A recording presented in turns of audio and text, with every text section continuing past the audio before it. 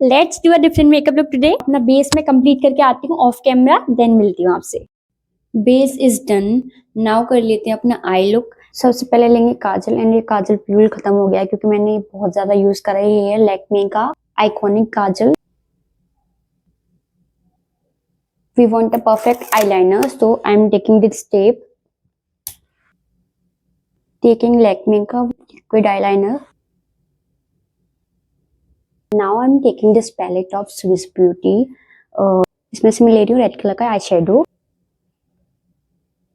So this is a graphic eyeliner. Now लगाएंगे ये वाले स्टोन्स। ना यूज करेंगे मस्कारा वॉल्यूम देने के लिए। लेट्स इसको अब मैं आंखों के नीचे रेड वाला कलर तो लगाना भूल ही। Let me come with my final look.